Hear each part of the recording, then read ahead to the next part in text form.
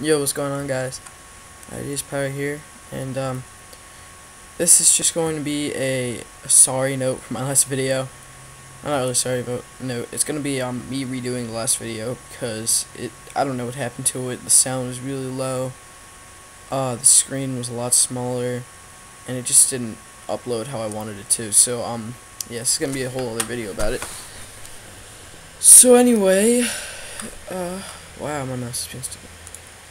That is a 3x3 door that I made last time, the exact same one, but it wasn't, yeah, like I said, the video wasn't like good. So anyway, this is me coming back to make another tutorial for you guys on it. So yeah, I'll be right back. Alright, you guys, let's just get this started now. So in the last video, I did like this. So it's basically a button on a block on and the torch is on the block. Repeater in front of the torch and in front of the block, like that. Block right here. Redstone, and then a repeater. And basically, what this does is makes this really short pulse, like that, like that.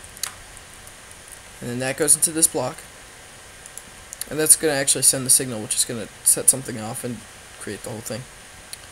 We're going to put a torch here, put a torch here. Wow. It's going to send a really quick tick to that, if you didn't see that. Like that. A block on top of that, and then just make like a plus sign. Break out the middle of that plus sign. Redstone. Redstone repeater set to 1 tick, and then a block in front of that repeater with some redstone on top of that. And so that's going to do that. Now this works is that since that's always powered because of this, because torch leaks into this repeater, which is going to leak into that block, which is going to keep this redstone powered, and then yeah.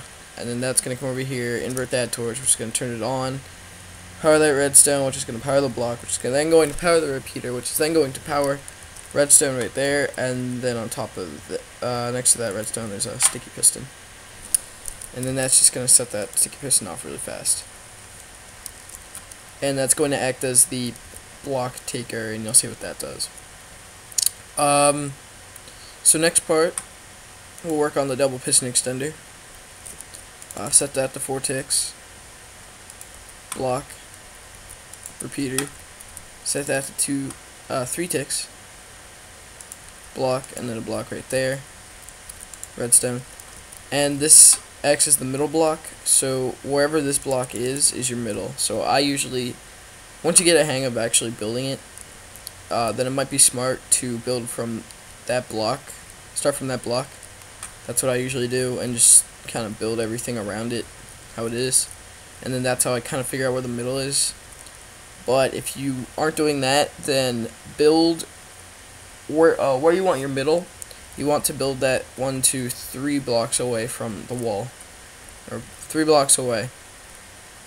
If you don't understand that, the middle's here, and when you press the button, it's going to shoot up there, and then that's where your middle is going to be. So count 3 away from the area. Oh, 3 away from where you want your middle. I think that's right. Yeah. Right. So, yeah, from here, a torch. Top of that torch, block. That torch is going to invert that block. Or it's going to power that block, inverting the torch. Then that's going to set up a really fast signal. I want to put a block on top of that, or else the whole thing won't work. And might have mentioned that these blocks are your door blocks, and that block is going to be your floor block. So it's like, that's going to be your floor, like that. If you want a floor, at least. Next part, you're going to want to put 2 repeaters on top of this square area right here. 2 repeaters set to 2 ticks. Or just click it once, whatever you want to say. that 2 repeaters are going to go into this block, which is going to go and power some redstone right here, and then set another repeater here and set that to 1 tick. So repeaters go here into the block, powers the redstone, powers the repeater, powering that second piston to grab. Okay. By the way, you cannot change this in any, well, you can, I think, to 4 ticks. It makes it longer, but yeah, makes a signal longer. So we're getting close to be finishing this first beacon part, the double piston extender. Just place piston there, and this is what we call a T flip-flop. If you didn't see my other video when it was crappy, this is a T flip-flop. It basically turns a button into a lever, so when you press it, it sends one direct signal, and what that does here is powers the redstone, which inverts both of these torches, which is then going to unpower both of these, and then when it repowers, it's going to have the other piston that was not powered last time take over, and you put a torch underneath that, and then basically you get a direct charge. This is used for a lot of things. It's really useful, and there's a whole bunch of different ways to do it. One of the ways I'm doing now is a shortened pulse T flip-flop. Basically, like, this only works if there's a really quick pulse. Basically, that pulse is coming from that torch, which is then going to power that piston. And then that piston's going to shoot up that block, and then the sand on top of it is going to stay up, and then when it pulls the block down, the sand's going to fall. So let me go over my design. And yeah, that looks right. So now would be the time to place your 2 blocks, your 2 door blocks right there. And then button. And then there you go. That pushes up. And then there you go. Double piston extender. And also put your door block in that empty spot. So now you have the double piston extender done, you can build the 3x3 door around it. And that's how that is. And we'll go to the rest of the pistons, which are pretty easy. So start by making a little staircase. Break those blocks. 3 diagonal staircase right next to the sand, because the sand's always powered because of this redstone torch, which is always powering that. You do not want to turn off this torch, or else something, like, it will not work. It needs the T flip-flop to work. So yeah, so that's powering the sand, which is then going to power redstone right here.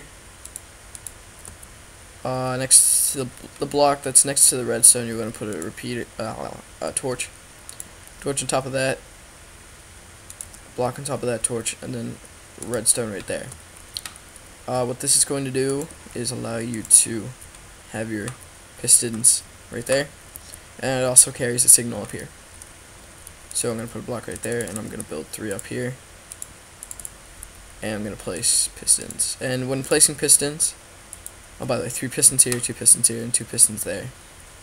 But when placing pistons, you always want them to be 1 away from the block. If they're like right up against the block when they're not powered, then that's not good. You're gonna screw up the whole design. And then that's how that is. And then 2 down here. Whoa, what happened there? So I'm using a laptop, so I think I'm messing with the mouse and the other thing. Trackpad, yeah. So anyway, put a block in there of your door block, and then a nice little staircase like that. So redstone here, block on top of those pistons like that. That'll set off that piston at first, but don't worry. And then redstone all across the top. And the reason why that did that, if you don't already know, the redstone was leading right into the piston, which was then doing that. But then when you put redstone there, it stops. Like, yeah. Okay, next part, door block right here. On top of that is your wiring block. I like to use my door block in my wiring block here. And then this is where the powered rail came from. I forgot to tell you guys, these are the two weirdest things you'll ever see in wiring, but CNB Minecraft knows how to use it. Right. Anyway, redstone, down onto that block, and then down on that block. And now you see that it only powers that top block. That's really weird, so what we're going to do to fix that is place the powered rail right there, and it powers that.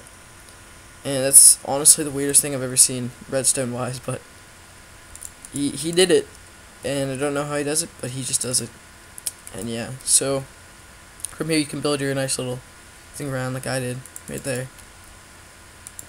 But I'm just gonna put a button here just to show how easy it is to wire up buttons from another distance.